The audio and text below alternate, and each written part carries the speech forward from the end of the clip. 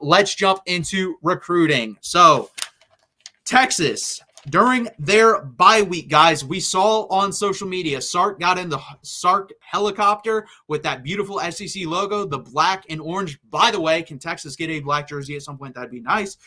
But they visited multiple guys, and I think you really saw who they are going to try to flip, who they are heavily recruiting in next year's class a little bit too, and then who they are still trying to get on board if they're not on board with another school as well. So Amari Latimer, 2026 running back. He is the top running back target for Tashard Choice. Tashard Choice every year has 1 to 2 guys that he targets hard, and he honestly usually ends up with them. I don't think he's ever gone past the third guy. I think he usually makes a list of 3 and gets 2 of them. This year he got James Simon and Ricky Stewart. Next year, Latimer is clearly the top choice. If you're going to visit this guy during the bye and he's the only one you visit, he's your number 1 choice. He's from the state of Georgia. So again, Texas is starting to tap into that peach state. And it's a good state to tap into because I believe per capita, they produce the most high school talent and they produce some of the most NFL talent. So really good job tapping into that state. Like I said, he's the top running back they want, and he's also one of the top running backs in the class of 2026. So far, guys, Texas, Georgia, A&M, Auburn, Arkansas, Florida, Ohio State, Penn State, Florida State, and Miami are just some of the offers. This guy is coveted by everyone. It's going to be a tough race. You have a year to make this happen if you're Tashard Choice. He has done a phenomenal job getting running backs. Guys, he's done it all the way back at Georgia Tech. He got Jahmyr Gibbs. He coached Bijan Robinson here. He got the guys he got Cedric Baxter here. He's going to get Ricky Stewart and James Simon here. He got Christian Clark here. He got Jarrett Gibson, who's been playing pretty well here. So he does a fantastic job recruiting the running back position. I trust him to get Amari Latimer if he really, really wants him like he seems to. Also, Sark, when he got in the helicopter, decided to visit Dorian Brew, the Oregon cornerback commitment. Until he gets him on campus for a game, I do not see this happening. I'd love it to happen. He's a good player. I think he has the potential to be the best cornerback in this class. He has the potential. But to me, he has not seemed like he's wanted Texas. It seemed like Ohio State for a while, then he flipped to Oregon. I think Oregon honestly offered the most money. That's why he went there. But let's put it this way. Oregon and Ohio State got weekend visits. Dorian Brew did not get a weekend visit to Texas. He decided to come midweek. To me, that seems like Texas is not a priority. So until he shows up on campus, until he shows Texas a little bit of respect, honestly, I don't really see him coming here. I think he's going to stay committed to Oregon. He also visited Smith Orogbo, obviously 4-star linebacker out of Elif Hastings High School. Committed to the University of Texas, in my opinion, the guy with the highest upside in the current class of 2025. I'm really excited for him to step on the 40 acres. He also visited 5-star defensive cornerback Devin Sanchez. His dad was actually a teammate of Casey Hampton, the great Texas Longhorn in high school. So it's going to be interesting if they're able to get him on campus and visit. Again, can you get him on campus?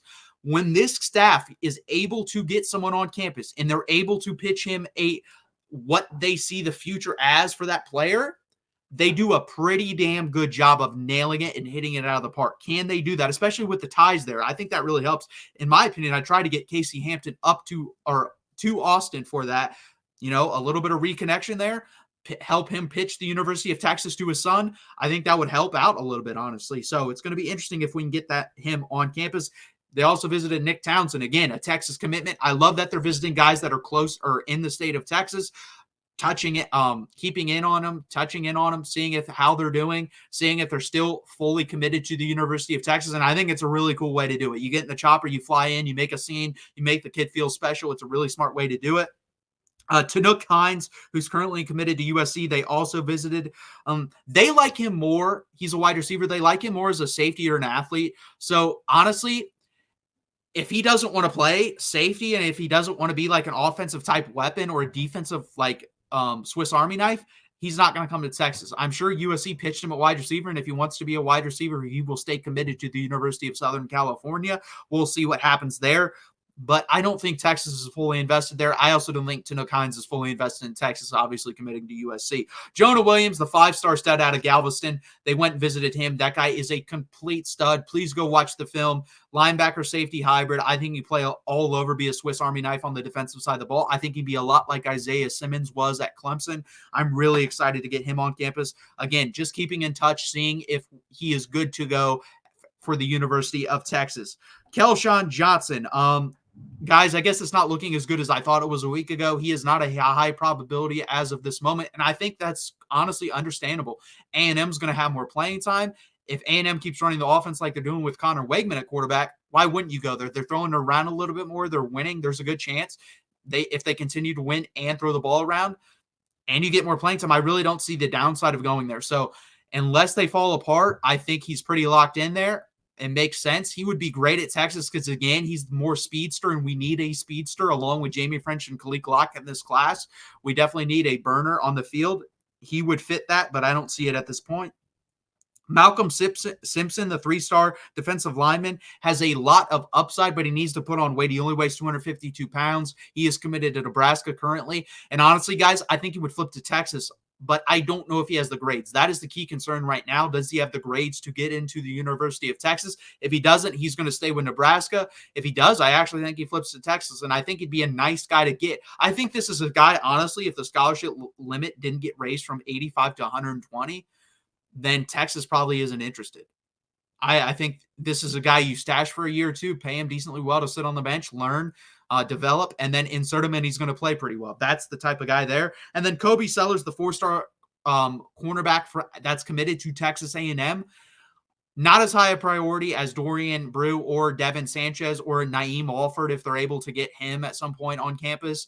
But he's in that second tier of cornerbacks. Those are your first tier guys, but they need another cornerback.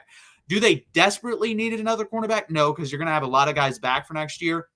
The only guy you're losing really is Jahdae Barron, but you would like to get another one. You have Caleb Chester in the class, but I would like to get another cornerback in this class, especially if you get like a Devin Sanchez, Dorian Brew, or even a Kobe Sellers. So that'd be really nice as well. And then we're going to talk about Georgia next week, some guys that will be visiting. Kevin Wynn, defensive line commitment from Florida State. They are trying to get on campus so far. He has not scheduled for Georgia, but that is a possibility. I'm just going to run through these pretty quickly. Myron Charles already committed to Texas. Defensive lineman, 4-star, will be at the Georgia game. Malcolm Simpson, 3-star, committed to Nebraska, will be at the Texas game. Like I said, I think he wants to go to Texas. Are the grades good enough? Josiah Sharma, committed to Texas, will be at the Georgia game. 3-star defensive lineman. 5-star Jonah Williams will be at the Georgia game. 4-star Nick Townsend, committed to Texas, will be at the Georgia game. 4-star Kelshawn Johnson will be at Texas. So like I said, I think there's a chance. I just don't think it's a 50-50 coin flip. I think it's 70-30. He will be at the Georgia game, though, the 4-star wide receiver. 5-star 2026 quarterback, Dia Bell, who's a great player, could end up being the number 1 player in the 2026 class. We'll have to see because Jakeem Stewart did reclassify to 2025. 4-star wide receiver committed to Texas as well. Chris Stewart will be there. Zalous Hicks, committed 5-star safety to Texas, will be there. 2026. Now, this guy is not a commitment. I'd love him to be. Tyler Atkinson from the Peach State, again, a linebacker, 5-star. Phenomenal player. Love to get him in the class. We'll see if he commits this weekend or if it's just, a feel-out process.